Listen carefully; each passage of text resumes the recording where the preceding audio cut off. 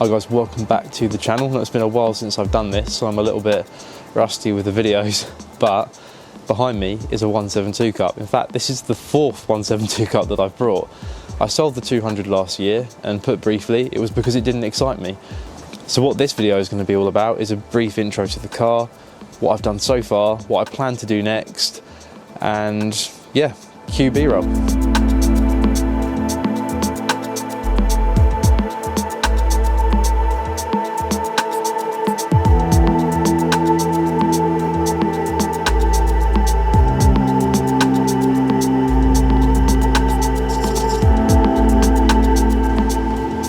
Okay, so you'll have to excuse the mess.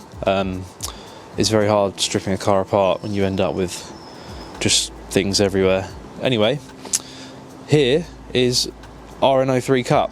So I purchased this from a guy on the Old RenaultSport forum. It was based in Carlisle, so I got the car trailered down and I brought it blind. It's the first time I've ever brought a car blind, privately, and well, in general. And it turns out it was okay. It was actually in fairly good condition. So immediately, as soon as I got the car, I decided to start stripping parts off of it. Because this was always the plan with this car, really, was to strip parts off of it.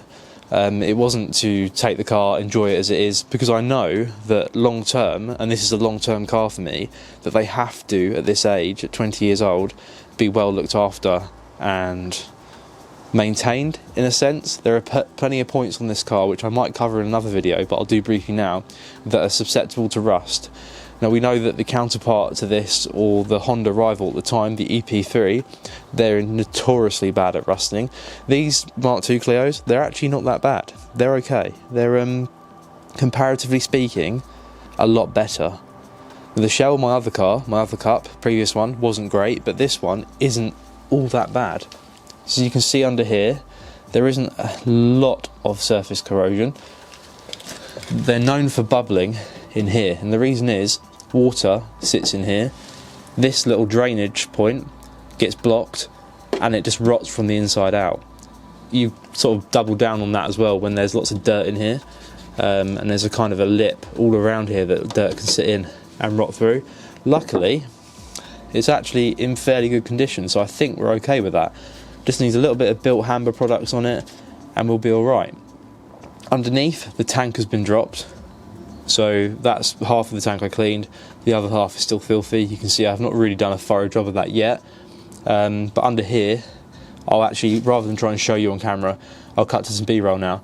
But all under here, these are notoriously bad for rusting under here. There are a couple of points that you can see that Renault designed that are really poor in a sense, because they're essentially dirt traps that will pick up road dust, grime, salt, particularly in the winter, and it will sit on these points and then begin to rust the shell.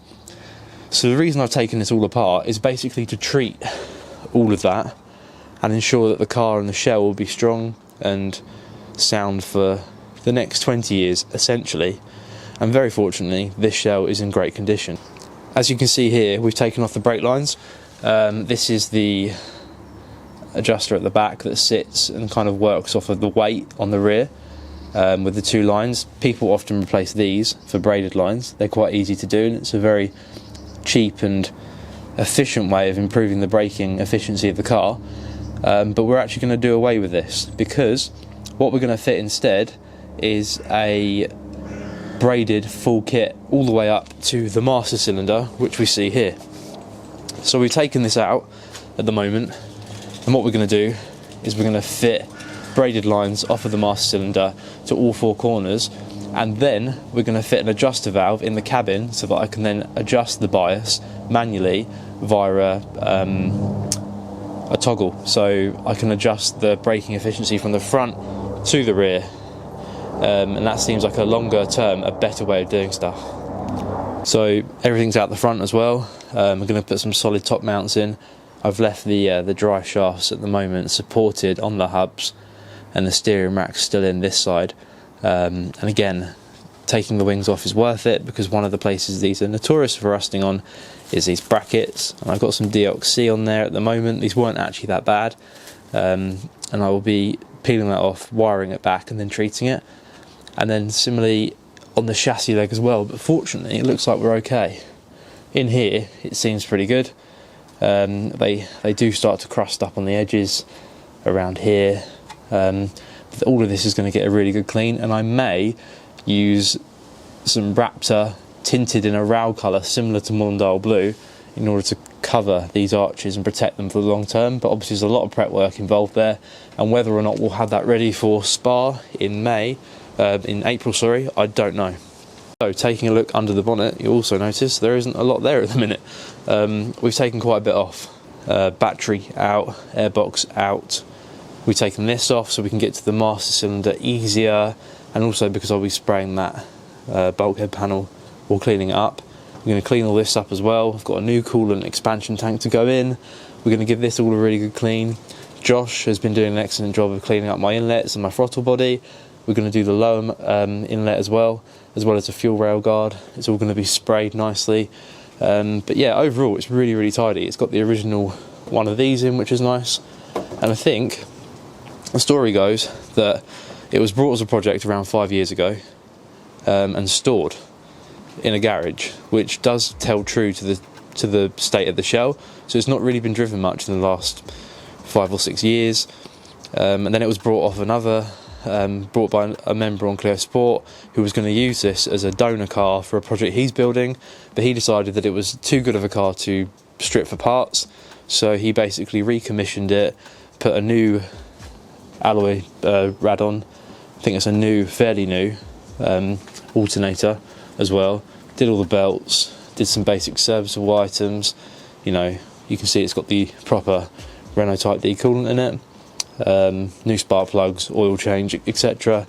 Re-MOT'd, and here it is, back again. And what I'm doing now is taking that to the next step by adding my touch to it and hopefully doing like a full underbody restoration. So over here as well, I've got some bits. We've got the heat shields off, ready to be sprayed up. It actually came with an underside engine cover, which is really rare.